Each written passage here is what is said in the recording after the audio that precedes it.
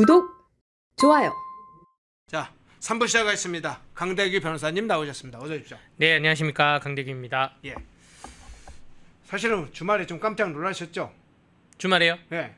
트럼프 네, 맞습니다. 트럼프 대통령의 기습 공격. 네, 이란에 대해서 정밀 타격을 했고 그 네. 타격이 가히 성공적으로 됐기 때문에 지금 외신들은 세계적인 평화가 왔다, 월드 피스라 하고 있는데, 더 놀란 거는 우리나라 정부는 뭐 아무 얘기도 안 하고 있어서 무슨 뭐 대통령이 뭐 어디 먼 나라 얘기하듯이 지금 하고 어디 뭐 있습니다. 시장을 봤다는 둥, 뭐 전통시장 가서 떡볶이를 먹었다는 둥, 이런 얘기만 대변인이 하고 있어가지고 거기에 좀 놀랐습니다. 네. 예.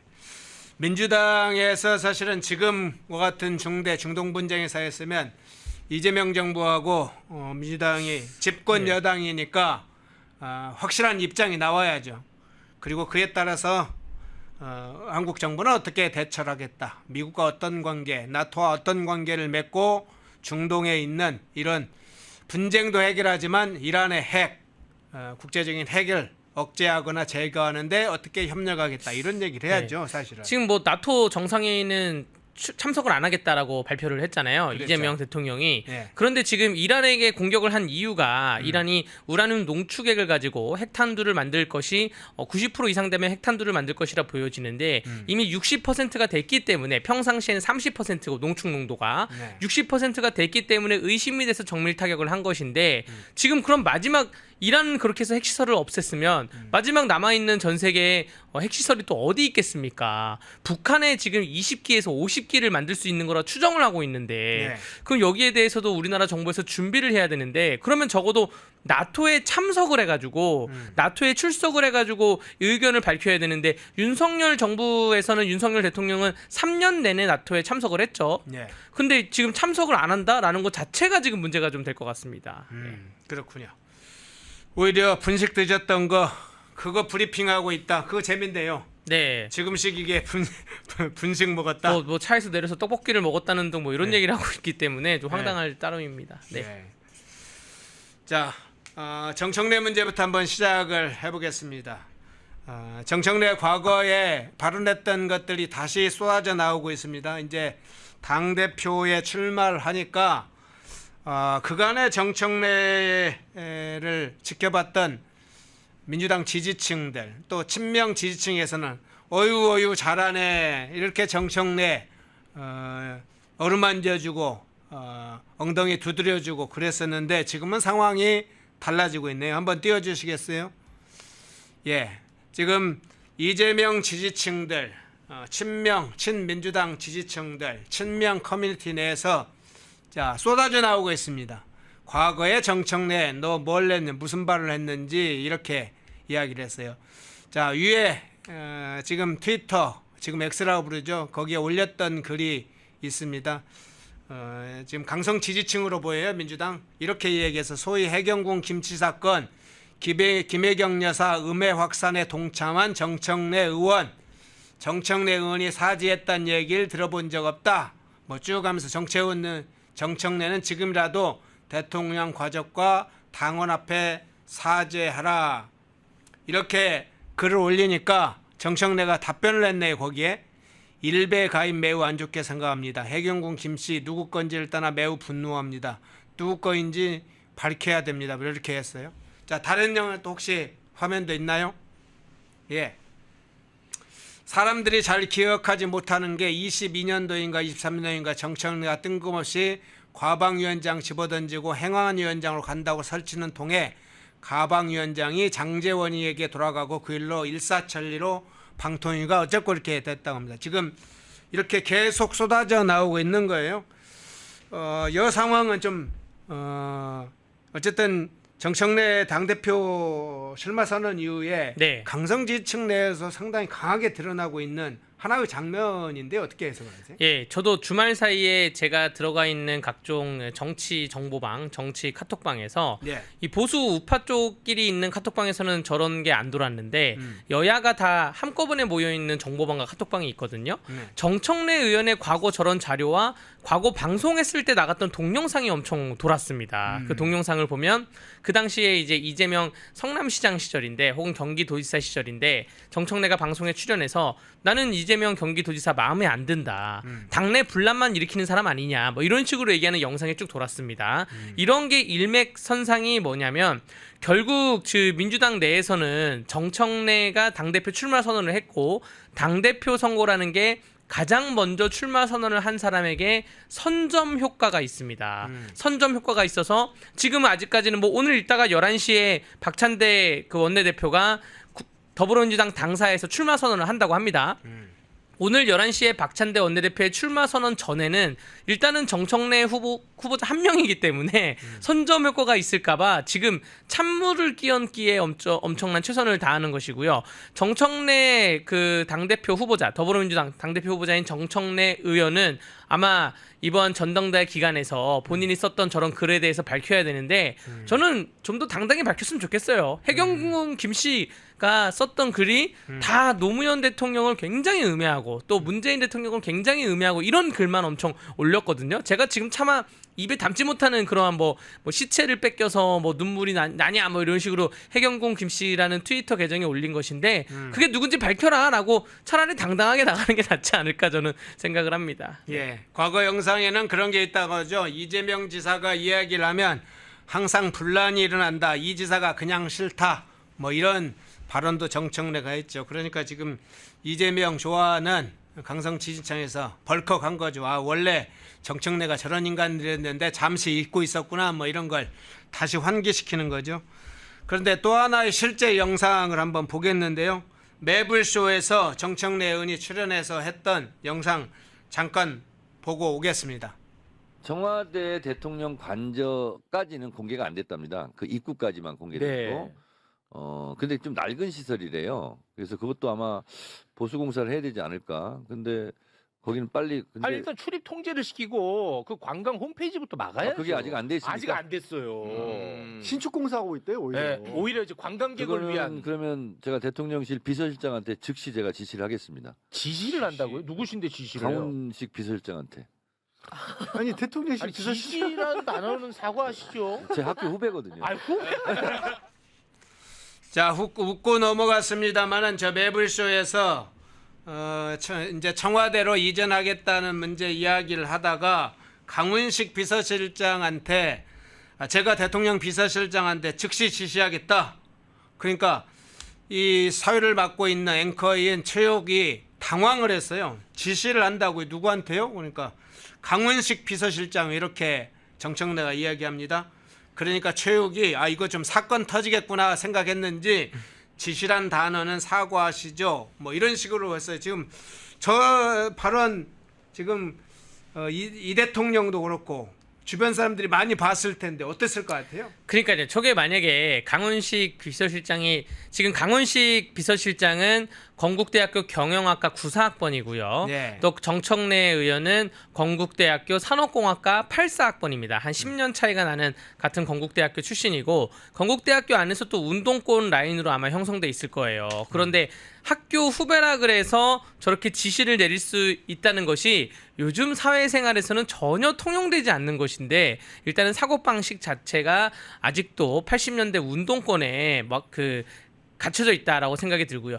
저 논리가 맞다면 권성동 의원은 이재명 대통령에게 지시할 수 있는 거예요. 중앙대 같이 나오지 않았습니까? 그러네. 뭐 선후배를 따져봐야 되겠지만 중앙대 나오고 중앙대 나온 사람은 이재명 대통령에게 다 지시를 할 수 있습니까? 좀 말도 안 되는 학교 후배라 그래서 차라리 저기서 체육 MC가 사과하시죠라고 했을 때 제가 표현을 잘못 썼습니다. 지시가 아니라 의견 전달을 하겠습니다라고 이렇게 말하면 모르겠는데 제 학교 후배거든요. 빨리 하라고 내가 지시할 수 있습니다.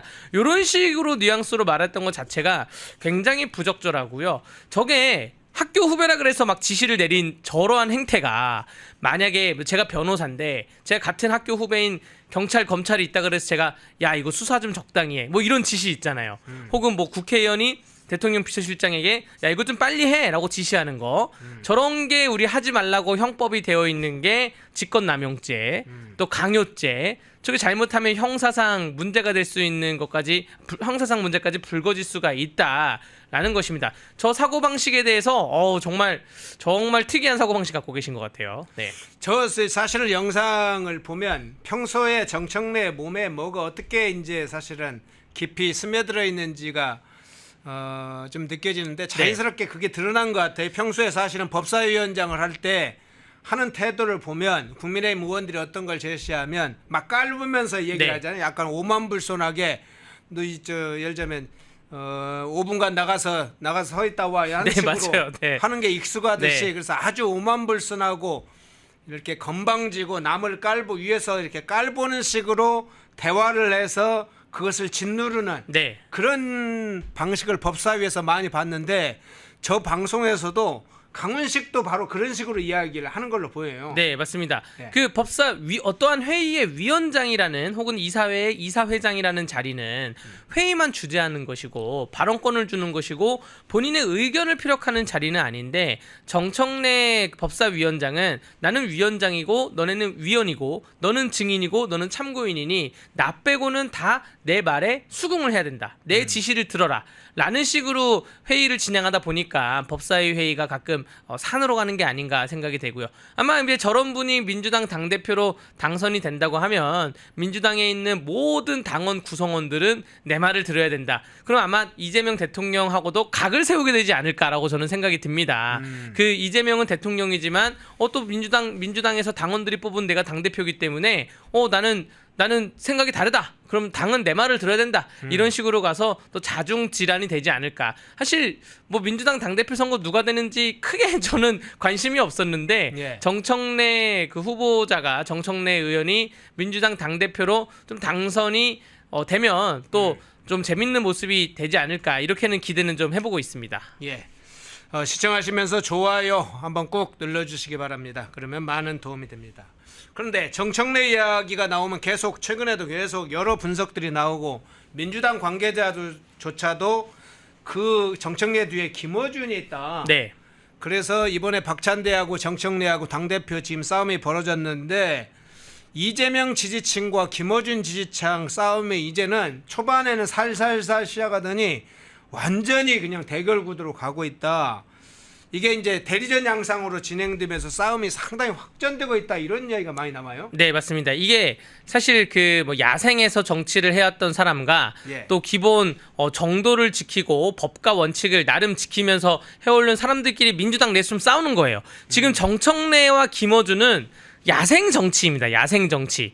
야생 정치가 뭐 나쁘다고 말하는 건 아닌데 어떠한 뭐 법과 원칙에 의해서 정치를 한다기보다는 뭐 여론에 의해서 혹은 여론을 만들어 가던가 그런 식으로 해서 논리 구조라기보다는 어떠한 다수인의 여론을 만들어 가면서 하는 정치인들이 정청래와 김어준이고요. 그렇기 때문에 뭐 법이 있고 원칙이 있고 관례가 있고 통념이 있고 뭐 이런 게 있는데 그거를 싸그리 무시하면서 정치하는 사람들이 저는 두 명이다라고 생각을 하고 이재명 대통령과 박찬대 그 원내대표도 많은 걸 무시하고 가지만 그나마 저 둘에 비해서는 뭐냐면 이재명 대통령은 그나마 법률가고 근데 법률가인데 지금 법을 다 무시하면서 재판을 안 받고 있고 하고 있긴 하지만 그리고 박찬대 원내대표도 회계사 출신이에요. 예. 한국 회계사, 미국 회계사 자격증을 다 갖고 있기 때문에 어떠한 본인이 실무적인 일을 해봤던 사람이라는 것이죠.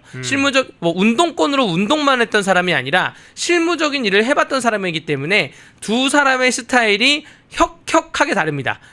굉장히 다릅니다. 굉장히 분명히 되기 때문에 이따가 11시에 박찬대 그 원내대표의 박찬대 의원의 민주당 당사에서 출마 선언문을 읽어보면 아마 정청래 스타일하고는 확연히 다를 것이다라고 보여지고요. 정청래 의원은 박찬대 그 원내대표한테 당대표 선거에서 지게 된다면 굉장히 정치적 타격이 굉장히 크게 됩니다.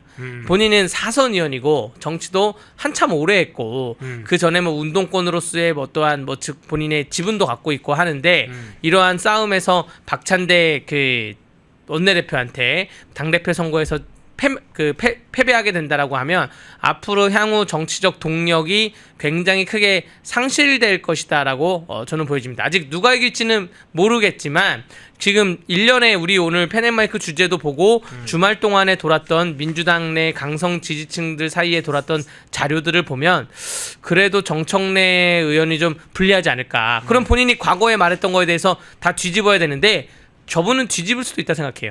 뭐 나는 과거에 그렇게 말했지만 지금은 그렇게 생각하지 않는다. 얼굴에 철면피를 깔고 본인의 과거의 소신을 다 뒤집을 가능성도 있다고 봅니다. 네. 예. 자, 속보가 나왔습니다.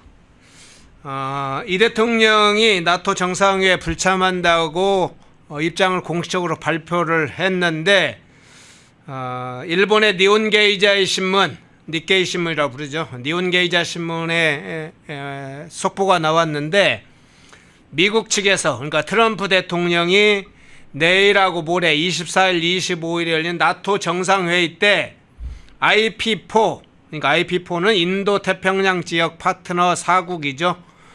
한국, 일본, 호주, 뉴질랜드 이 4개 국가들을 자 나토 정상회의에서 맞춰서 그 시기에 특별회의를 개최를 하겠다.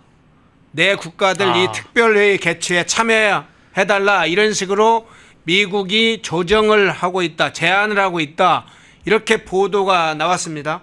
나토 관계자를 인용해서 보도를 했는데 이미 한국 이 대통령은 나는 뭐 참석 못해. 나는 불참하겠다. 뭐 국내 문제도 있고 좀 중동 문제 가는 거 좀 불편하니까 난 안 가겠는데 이렇게 밝혔는데 트럼프 대통령이 자 이리 와 내면 네 국가 한국, 일본, 호주, 뉴질랜드 특별국가잖아. 회원국 나토 회원국 32개국 플러스 IP4 4개국들 이 4개 국가만 별도의 특별을 하자. 이렇게 지금 미국 측에서 제안을 하고 조정을 하고 있다. 그런 상황이면 지금 날짜가 다 왔어요. 네, 근데 내일입니다. 내일. 트럼프 대통령이 실제로 이렇게 제안을 해서 미국 측에서 지금 한국에 네. 제안을 하고 있는 단계고 각 국가 조정을 하고 있다면 상당히 난처한 상황이죠. 야, 그러니까 여러분들 진짜 우리는 이제 이재명 정부 하에서는 외신을 봐야 됩니다. 외신. 지금 일본 신문이나 뭐 미국 신문이나 유럽 신문을 봐야 돼요. 그러니까 언론을 유럽 언론, 일본 언론 외신을 봐야 되고 이게 지금 우리나라 정부에서는 외교부가 얼마나 깝깝하겠어요. 이재명 정부가 들어섰는데 외교부나 또 국방부 관련된 분들은 나토를 가야 되는데 대통령이 안 가겠다고 선을 그는 것도 너무 일찍 선을 걷고 뭐 너무 일찍 선을 걷고 그런 문제가 다 지금 밝혀지고 있는 것인데 아마 그 일본의 그 신문사에서 밝혔던 이러한 내용들이 사실이라고 한다면 지금 결국에는 그러면 그 IP4에서 우리만 빼고 IP3끼리 얘기를 나눌 거 아닙니까? 빠지면 빠지는 대로 트럼프 대통령이 찍히고 그럼요. 가면 끌려가는 꼴이 되고 그러네요. 우리 뭐 여러분들 단순히 우리가 뭐 일반 뭐 반상회를 하던 친구들끼리 밥을 먹던 한 명 안 오면 그 한 명 욕해요. 밥을 먹다가도 한 명 안 오면 걔는 왜 안 왔대? 뭐 아니 바쁘대? 그렇게 바쁘대? 뭐 할 일도 없는 것 같은데 왜 안 왔대? 근데 지금 사실 정무적으로 보자면 김민석 후보자의 인사청문회가 24, 25가 있고 이게 나토 일정하고 겹치기 때문에 저는 당연히 나토로 도망갈 줄 알았어요. 인사청문회를 안 보고 도망갈 줄 알았는데 이게 인사청문회는 또 어떻게 피해갈지 궁금하면서도 아니 인사청문회랑 상관없이 나토는 가야죠. 네덜란드 헤이그인데 지금 오늘 아침 지금 현재 시각 10시 40분인데 네덜란드에 가는 시간이 또 있습니다. 각종 조율에는 해야 되는 시간도 있고 적어도 오늘 오후 3시는 출발해야 되지 않을까 제가 생각이 되는데 이거 안 가면 굉장히 문제가 심각해지고 자 여기서 가장 심각한 거는 일본 신문에서 발표한 저 문제에 대해서 외교부 혹은 대통령실에 출입하는 기자분들이 낱낱이 당당하게 질문을 던져야 됩니다. 근데 강유정 대변인이 어떻게 말을 할지 요걸 또 받아봐야 돼요. 여기에 대한 브리핑이 있을지 없을지 아마 이런 식으로 가겠죠. 뭐 일본 언론을 믿습니까? 뭐 우리는 일본 언론 믿지 않습니다. 얼마 전에 그 이시바 총리하고 얘기하면서 협력을 다짐했음에도 불구하고 무슨 앞마당을 같이 쓰는 뭐 이웃관계다라고 했음에도 불구하고 일본 언론에 대해서는 우리가 이런 방구하겠습니다. 라고 나오지 않을까 생각이 들고요. 예. 이시바 총리가 이재명 대통령 만났을 때 그 얘기했죠. 일본 TV에 많이 나와서 익숙하다. 그 일본 TV에 어떻게 나왔냐면 일본 TV가 그 후지 TV가 종북, 친북 이러한 단어를 써가면서 이재명 대통령에 대해서 낱낱이 조명을 했기 때문에 여러분들 우리가 이제 우리나라 언론도 중요하고 우리 펜앤마이크 언론도 우리가 봐야 되겠지만 결국 이런 속보나 단독에서 그 외신들을 많이 주목해야 된다는 것이고요. 저는 이재명 대통령이 지금이라도 내가 트럼프 대통령이 이렇게 그 IP4를 할 줄 몰랐다. IP4가 중요하니까 가겠다라고 하던가 뭐 화상회의라도 있으면 참석을 하겠다라고 하던가 대화의 물꼬는 트워야 된다라고 생각을 합니다. 지금 이란 정리됐죠. 예. 우크라이나 러시아 정리됐죠. 지금 중국하고 뭐 대만이나 중국 남중국해에서는 군사적 행동이 그렇게 활발하게 밝혀지진 않고 있습니다. 그런데 전 세계 유일하게 분단 국가인 북한과 우리나라의 문제가 있는데 북한의 지금 핵 보유에 대해서 핵탄두를 언제 어떻게 만들 수 있는지에 대한 우라늄 시설을 갖춰주고 있기 때문에 여기에 대해서 IP4에서 무슨 얘기가 나오는지 우리는 모를 거 아니에요. 요거 굉장히 심각한 문제입니다. 이번 주는 아마 김민석 인사청문회보다 사실은 나토 정상회의가 더 중요할 수도 있다고 저는 보여집니다. 예. 근데 아까 분식집 문제에서 분식집 지금 하고 떡볶이 먹어야 되는데 네. 나토 갈 시간이 있겠어요? 그러니까 아니 그것도 그 강유정 대변인이 이렇게 말했어요. 이동 중에 내려서 분식집에서 뭐 시장을 보고 뭐를 샀다. 대통령이 일단은 이동 중에 내렸다는 것 자체가 잘못된 겁니다. 대통령이 이동 중에 왜 내립니까? 대통령은 뭐 미국 대통령은 한 15초 단위로 일정을 짜고 뭐 한국 대통령은 제가 보기엔 10분 단위로 일정을 짤 것 같아요. 저도 이동 중에 못 내려요. 바빠가지고 대통령이 얼마나 바쁘지 않으면 이동 중에 내려서 챙겼습니다. 아니면 기존의 일정이었습니다. 이렇게 얘기를 하던가. 지금 정말 깝깝합니다. 대통령실 일정 돌아가는 거 보면. 예. 자, 주제를 바꿔볼게요. 속보까지 일단 살펴봤고요. 이제는 앞서 이제 이재명 측근의 3인방 중에 김현지 지금 총무비서관을 분석을 해드렸습니다. 지금 대통령실이 인사 난맥상 난장판이 된 데는 김현지 총무비서관이 인사 장애막을 쳐서 그렇다. 그리고 세부적인 내용을 살펴봤는데 자, 그 이재명의 측근 3인방 정진상, 김현지 또 하나의 인물이 있죠. 이한주 민주연구원장을 하고 과거에 경기연구원장 이 대통령이 경기지사 할 때 경기연구원장을 했던 기본소득 지역화폐 뭐 설계자다 기획자다 이런 얘기가 있죠.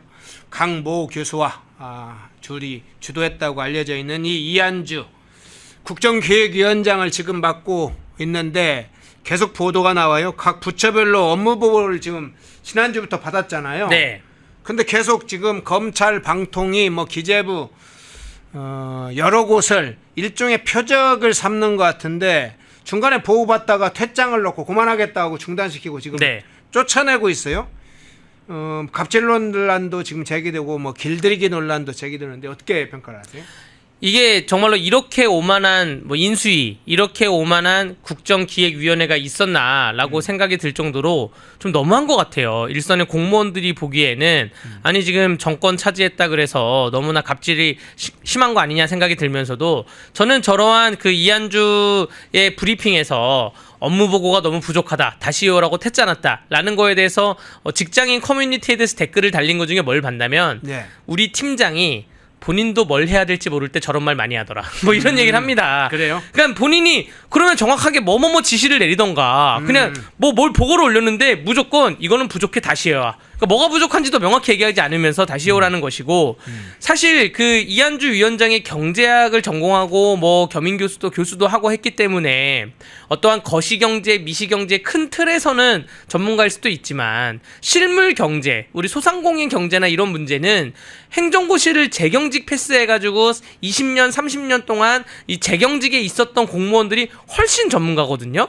그런데도 불구하고 기재부와 이렇게 마찰이 있는 것, 또 검찰하고 방통위 문제에 대해서는 대통령의 공약에 대해서 이해도가 부족한 거 아니냐 라면서 퇴짜를 놨다는데 어떠한 문제에 대해서 설명을 했을 때 상대방이 이해를 못하면 이게 이해 못한 사람 책임입니까? 상대방 설명을 한 사람 책임이죠. 쉽게 예를 들자면 영화나 드라마가 재미없으면 그게 시청자 책임입니까? 영화나 드라마 제작사 책임 아닙니까? 그러니까 본인들이 공약을 만들어 놓고 국민들이 왜 이해를 못하냐? 예. 그 공무원들이 왜 설명을 해도 이해를 못하냐? 이거 공약을 만든 사람의 책임이죠. 공약을 대한민국 구조에 실정에 맞지 않게 만들어놨기 때문에 이해를 못하는 거고 그러면 사실은 뭐 공약에 대해서 매니페스토 뭐 100%를 지켜야 된다는 게 사실 1990년대의 정치 양상이었는데 지금은 광역자치단체장들도 공약을 내서 공무원들하고 인수위를 하면서 아 그래? 이건 안 되는 거야? 라고 하면서 철회를 하는 경우도 굉장히 많이 있거든요. 공약의 15%는 죄송하지만 철회했다. 굉장히 많이 있는데 아니 그 인수위나 국정기획위원회가 하는 역할이 그런 거거든요. 공약을 대통령이 머릿속에 대통령 구상이 있지만 이게 자문기구예요. 국정기획위원회가 법률상. 그러면 공약을 공무원들하고 얘기해보고 아 이건 안 되는 거야? 안 되면 철회해야죠. 그럼 대통령한테 이러한 공약은 좀 철회하겠습니다. 자문 이게 국정기획위원회 역할인데 지금 엉뚱한 데에다가 갑질을 하고 있는 게 좀 깝깝합니다. 네. 그 얘기를 마침 해볼게요. 각 부처라는 건 사실은 정부 정부 조직법상을 보면 이게 다 집행기관, 법제화되어 있는 집행기관이잖아요. 네.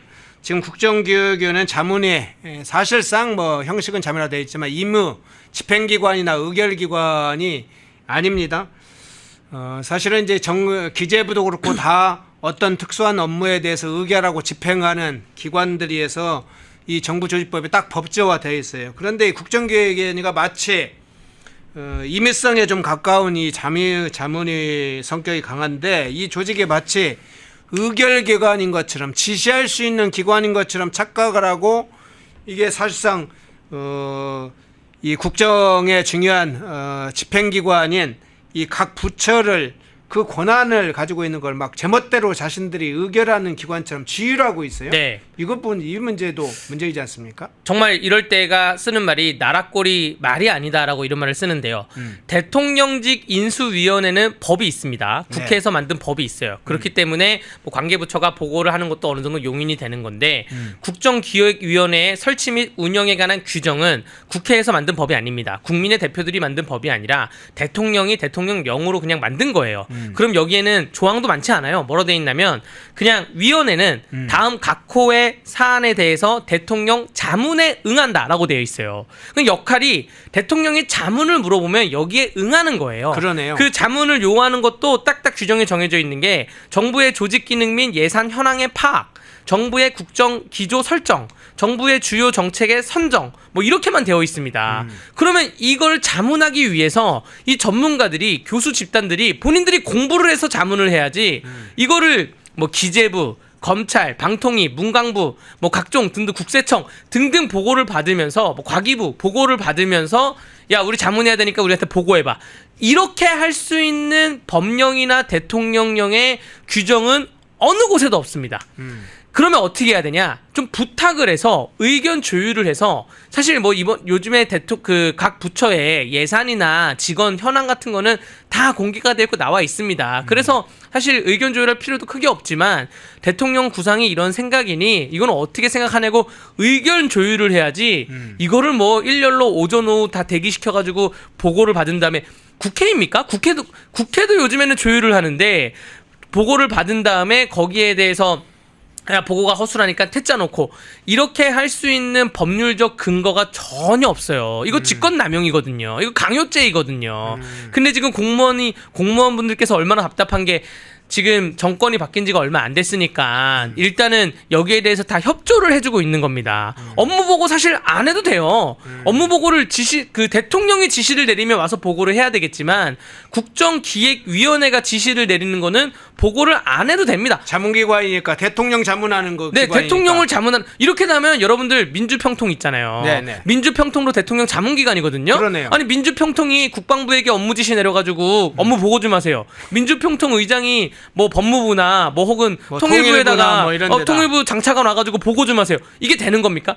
여러분들 대통령 자문기구가 좀 어느 정도 있어요. 어느 정도 있는데 대통령 모든 자문기구가 이렇게 그 갑질하면서 보고를 받지는 않거든요. 이 국정기획위원회가 지금 전혀 법령에 어긋나는 행동을 하고 있는 겁니다. 네. 예. 법령에 어긋나는 행위를 하고 있다. 월권을 하고 있다. 강요죄까지 이야기가 좀 나오네요. 근데 국정위원회 이 완장질은 지금 앞서 좀 살펴봤는데 이한주 위원장 자체가 부동산 투기 의혹이나 이 불법 재산 증식 문제로 이미 휩싸였잖아요. 네, 맞습니다. 이 예. 문제에 대해서는 지금 제대로 해명이나 뭔가 법적으로 해소할 문제를 제기하고 있진 않아요. 그리고 딱 네. 덮고 가고 있습니다. 네, 사실은 이 이한주 위원장의 이러한 재산 증식에 대한 의혹이 굉장히 큰 문제인데 뭐 문제가 터졌는데 다른 큰 문제가 더 터진 거죠. 이 김민석 그 총리에 대한 문제나 네. 대통령 G7에 대해서 뭐 아무런 그 카메라를 들이댔는데 뭐 없는 내용이나 나토 정상회의나 지금 더 큰 문제가 터지고 있기 때문에 이한주 위원장에 대한 관심이 좀 덜해졌을 뿐이지 그 중요도가 낮은 것은 아닙니다. 여기에 대해서 정말 본인 스스로가 당당해야지 다른 뭐 업무 보고에 대해서도 따질 수가 있는 것인데 본인 스스로가 부끄러운 줄 모르고 지금 갑질을 한다고 저는 좀 생각이 되고요.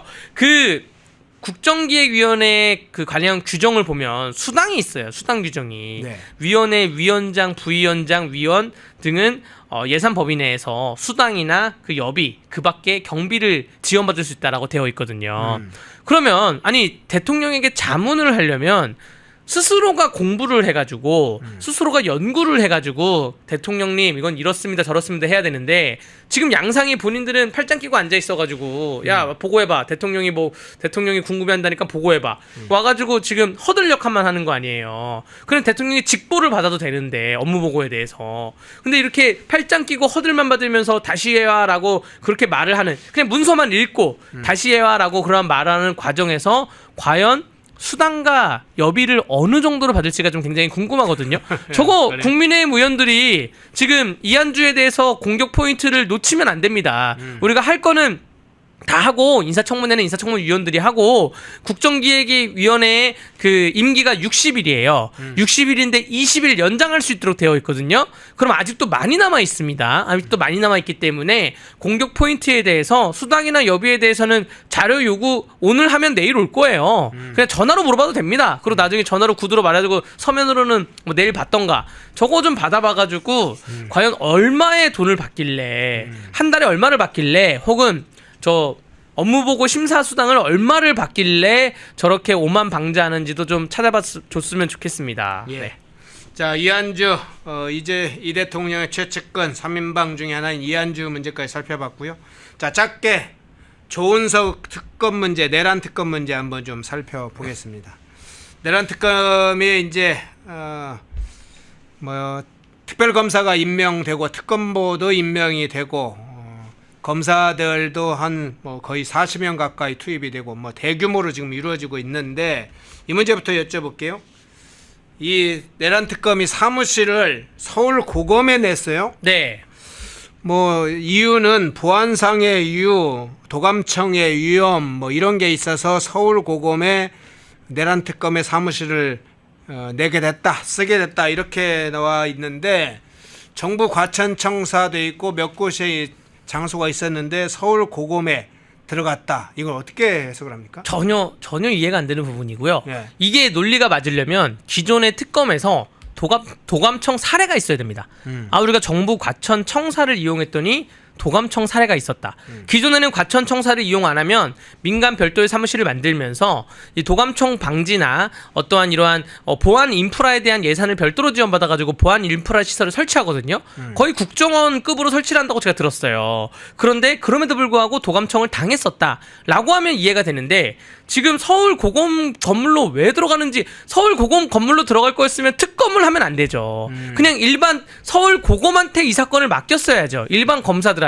네. 근데 특검을 이렇게 방대하게 꾸려놓고 예산을 엄청나게 갖고 갔는데 서울 고검으로 왜 들어가는지 제가 좀 이해가 안 되는 부분이고요. 아마 조은석 특검께서 서울 고검장을 그 문재인 정부 때 했었거든요. 네네. 그렇기 때문에 뭐 금이 환영을 받고 싶어서 들어가는 것인지 가면 뭐 나의 특검 인력 이외에도 일반 검사들에 대해서도 내가 그 검찰청에 옛날에 고검장까지 했던 사람으로서 뭐 의시될 수가 있는 것인지 아니 해명이 이해가 안 되는 해명으로 지금 서울 고검으로 가는 것이다. 그럼 서울 고검은 뭐 도감청에 대해서 정부 과천 청사보다 자유롭다는 겁니까? 그러면 정부 과천 청사에 있는 사람들이 서울 고검 가서 일을 해야죠. 그러한 양상인데 아니면 도감청이 정말 자유로운 곳을 찾던가 자유로운 게 아니라 도감청을 막을 수 있는 곳을 찾던가 하면 이해가 안 가는 부분이 태반입니다. 본인 편하기 위해서 그런 게 아닐까 생각이 들어요. 본인이 편하려고. 예, 댁이 어디신지 모르겠는데 네. 본인이나 주변에 뭐 특검보들이 뭐 서울 고검 출퇴근 거리나 뭐 이런 게 더 편하지 않을까. 주변에 뭐 맛집도 많이 알고 있을 거고 서울 고검에 네. 정부 과천청사 주변에 맛집은 잘 모르실 거고 네. 뭐 그런 생각이 또 좀 들기도 합니다. 네. 지금은 정부 과천청사는 약간 지금 주요 부처들이 다 나가가지고 세종으로 가고 그러니까 예. 조금 일종의 뭐 횡하니까, 우리 예. 횡하고 뭐 그러니까 주목받기가 좀 어렵긴데 네. 서울 고검 가면 한복판에 가니까 내가 권력의 실세야. 네. 특검 중에 특검이야. 뭐 이런 걸 좀 의시돼 보려고 하는 그렇죠, 생각도 그렇죠. 있지 않았을까요? 나 변호사 하다가 바로 돌아왔어. 봤지? 나의 힘을 봤지? 막 이러면서 그러실 생각이신 게 아닌가 좀 개인적인 은근히 그게 있으리라고 봅니다. 아니 왜 돌아왔는지 모르겠으니까 예. 차라리 출퇴근이 가깝다, 시간이 아깝다, 내가 국민의 예산을 받아서 이렇게 일하는 사람인데 과천까지 갈 필요가 뭐가 있냐. 그러니까 저런 보안 얘기를 하지 말고 아니 출퇴근이 가까우니까 나는 잠을 안 자면서 일을 하겠다. 이러면 그냥 그러려니 하겠는데 아니 뜬금없이 도감청의 위협 때문에 한다고 하니까 이게 이해가 좀 안 되는 것이죠. 네. 네. 또 하나 이유는 이런 것도 있을 겁니다. 정부 과천청사에 사실은 이제 거리가 있고 여러 가지 환경적으로 고검보다는 지금 좋지는 않을 걸로 보입니다. 기자들 취재도 상대적으로 서울중앙지검이나 서울고검이 훨씬 더 취재 기자들의 여력이 많고 또 좋겠죠. 그러니까 여론전을 펴야 되는 상황에서 대대적으로 여론전을 펴겠죠. 뭐 조목조목 크고 작은 것들을 막 흘려가지고 크게 부풀릴 텐데 그러려면 서울중앙지검이나 고검에 있는 게 정부 과천청사 같은 데보다는 좀 나을 거다. 그리고 서대문 경찰청도 나왔는데 서대문 경찰은 이제 경찰청이니까 네. 우리가 경찰이 쓰던 데를 어떻게 쓰겠냐 뭐 이런 식의 일종의 특권의식 네. 또 일종의 여론전 뭐 이런 것도 생각하지 않았을까 생각이 듭니다. 그런데 이제 초청을 바꿔가지고요.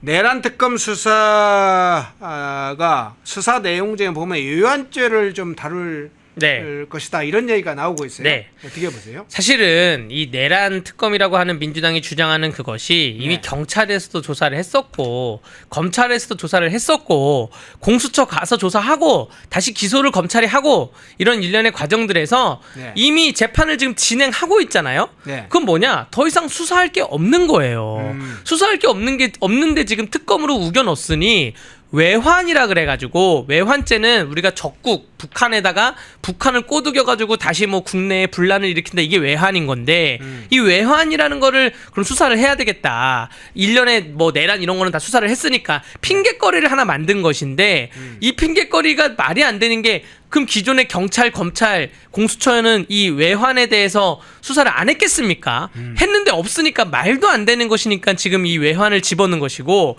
특검법 제1조 1항 8호에 보면 그 어디 수사 범위에 대해서 외환 수사에 대해서 이렇게 돼 있습니다.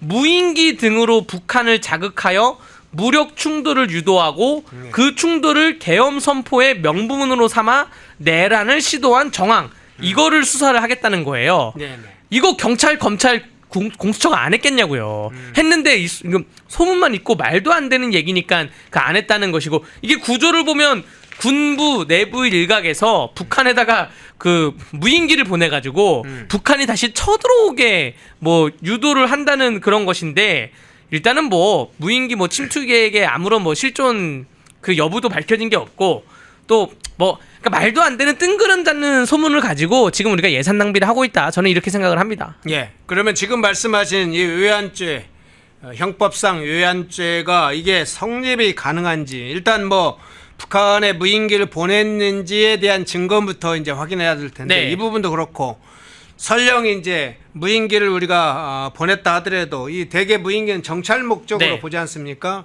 여러 가지 북한의 동향을 파악하는 이런 무인기를 보내는데 이게 외환죄에 적용될 수가 있습니까? 외환죄의 법조항을 읽어드리면 적국과 모의하거나 적국을 이롭게 할 목적으로 국토를 침해하거나 국가에 위해를 가할 경우인데 그냥 무인기를 단순히 보냈다 그래가지고 그 뭐 우리 국토 침해나 국가의 위해 적국과 모의하거나 이런 거는 말이 안 되는 얘기이기 때문에 단순히 정찰 목적은 허용이 안 되는 것이고요. 네. 가서 정밀 타격을 시도했거나 시도하려고 했다가 돼야 되는데 그것도 적국과 모의를 해야 돼요. 북한하고 모의를 해가지고 다시 대한민국 우리 그 서울이나 뭐 수도권에 침해가 되거나 위해가 직접적으로 가해져야 한다. 실질적 위해가 있어야 된다는 얘기인데 이게 다 뜬구름 잡는 소문이거든요.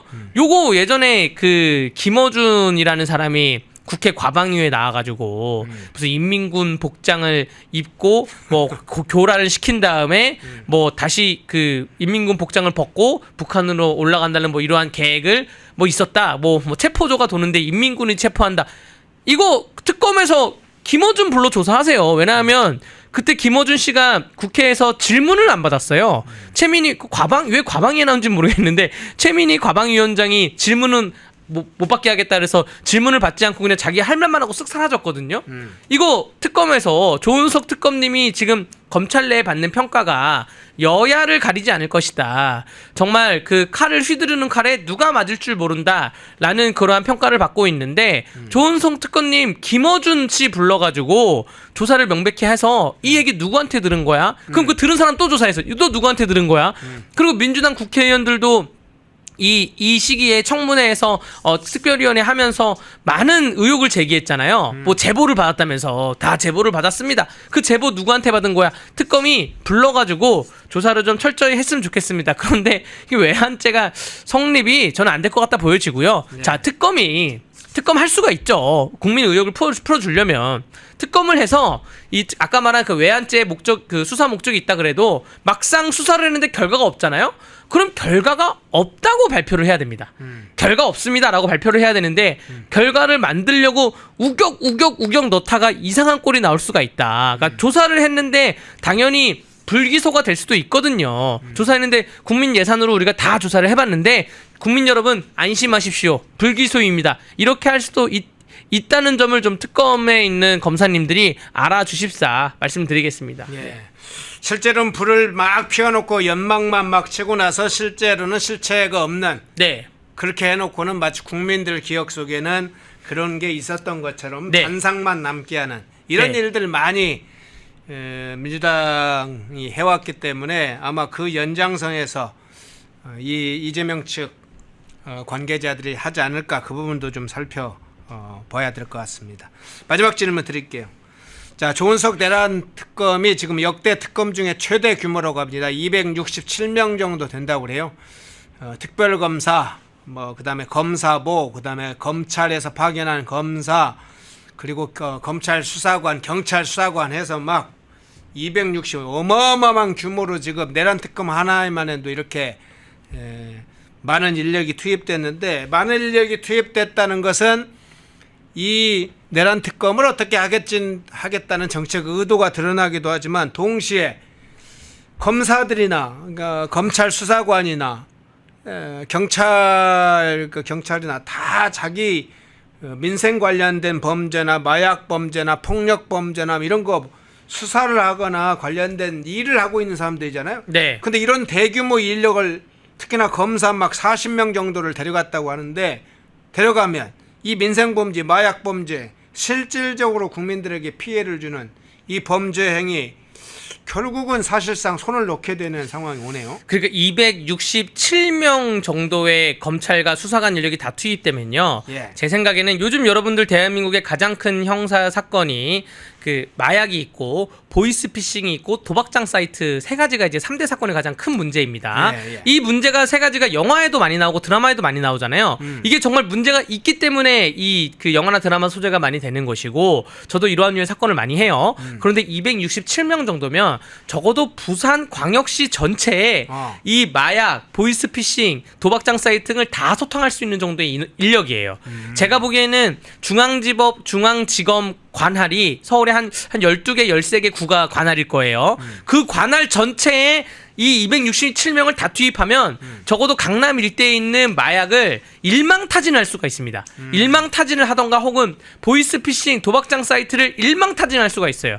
그런데 이게 지금 실체도 불분명한 외환죄를 잡기 위해서 투입된다는 거에 너무나 낭비가 아닌가, 좀 개인적으로 너무나 안타까운 좀 생각이 들고요. 민주당이 지금 본인들이 그동안 비판해왔던 것이 검찰 인력의 정치 동원화인데 지금 스스로가 검찰 인력의 정치 동원화를 하는 거 아닙니까? 본인들이 검찰은 정치 검찰이라고 비판을 하면서 결국 특검을 만들고 일하러 오는 사람들이 다 정치 검찰이라고 비판을 받을 뻔한 이런 분류된 사람들인데 그 사람들에게 다시 칼을 씌워주는 게 이 민주당의 앞뒤가 안 맞는 말이다라는 생각이 들고요. 차라리 특검 이미 뭐 시작이 된 거를 법률 통과되고 사무실 차리고 하는 거를 막을 수는 없겠지만 좀 하시려면 빨리 끝냈으면 좋겠어요. 빨리. 이거 여러분들 특검이라는 게 진짜 정치 검찰이라는 민주당 비판이 제가 일부 수긍을 하자면 특검에 대해서는 특검 수사 발표 시기를 정치적 시기하고 굉장히 맞물려서 발표합니다. 예를 들어서 뭐 추석에 그 내년 지방선거를 앞두고 추석에 각종 여론조사를 돌릴 건데 그 여론조사에 맞게 입맛에 맞게 발표를 하던가 대한민국에 또 혹은 아니면 아까 트럼프 대통령이 말했던 IP4 회의에 대한민국 가냐 안 가냐 이러한 대한민국의 중차대한 정부의 오점이 될 수 있는 그러한 문제가 터지면 특검 발표를 또 시기를 맞추던가 좀 요런 양상으로 가는 게 있어요. 아니면 특검 시간을 쫙 끌어가지고 내년 지방선거에 그 선거운동 직전에 발표를 하던가 그렇게 이 자체가 발표 시기 자체가 정치적인 문제가 될 수가 있기 때문에 267명 빨리 일하고 빨리 발표하시고 그리고 제발 아까 말씀드린 그 우리 서민들, 민생들, 국민들을 고통 속에 요즘 학생들까지 이러한 범죄가 엄청나게 치고 들어가고 있는데 마약, 보이스피싱, 도박장 사이트에 대해서 이 수사 인력을 좀 대폭 강화를 했으면 좋겠습니다. 예. 그렇게 민생 외치더니 정작 내란 특검 어마어마하게 정치 검찰화되고 있는 내란 특검이네요. 실제로는 검찰의 정치화 이런 걸 비판하더니 실제로 검사들 대거 데려다가 내란 특검 자체가 정치화되고 있네요. 그 순간에 누가 피해를 받냐면 바로 현장에서 피해를 당하는 사람들, 보이스피싱, 마약 이런 걸로 그 유통 단계에 철저하게 수사를 통해서 사전에 예방적 조치든 현장을 급습하든 검사와 검찰 수사관과 경찰이 많이 필요할 텐데 이런 사람들 싹쓸이 내란 특검이라는 정치 특검에 몰아넣으면 국민들 그런 피해를 막는 데는 소홀하겠죠. 무슨 민생을 챙깁니까? 자기 진영 정치를 챙기는 것이죠. 자, 그 장면 살펴봤습니다. 예, 3부 강대규 변호사님이었습니다. 고맙습니다. 네, 감사합니다. 펜앤마이크와 광동이 함께 준비한 광동 루테인 밀크 시슬 혈행 개선, 노화로 인한 눈 건강, 간 건강. 펜앤마이크 TV 단독 할인 2개월분 한 박스에 3만원, 6개월분 세 박스에 84,000원. 펜앤마이크 구독자 전용 댓글 상단 할인 링크에서 구매 가능합니다. 전화 문의는 1661-6915, 전화 문의는 1661-6915. 펜앤마이크와 광동이 함께 준비한 광동 면역보감 데일리 스틱 2024년 건강기능식품 대상 높은 흡수율, 휴대와 섭취가 간편한 스틱형 펜앤마이크 TV 단독 할인 1개월분 한 박스에 33,000원, 3개월분 세 박스에 9만원. 펜앤마이크 구독자 전용 댓글 상단 할인 링크에서 구매 가능합니다. 전화 문의는 1661-6915, 전화 문의는 1661-6915. 펜앤마이크와 광동이 함께 준비한 광동 혈당혈압 콜레스테롤 케어 솔루션. 식후 혈당 상승 억제, 체지방 감소, 혈중 콜레스테롤 개선, 높은 혈압 감소. 펜앤마이크 TV 단독 할인 1개월분 한 박스에 25,000원, 3개월분 세 박스에 66,000원. 펜앤마이크 구독자 전용 댓글 상단 할인 링크에서 구매 가능합니다. 전화 문의는 1661-6915, 전화 문의는 1661-6915. 펜앤마이크에서 추천하는 영상도 보고 가세요. 다른 영상도 즐기시려면 구독 버튼을 꼭 눌러주세요.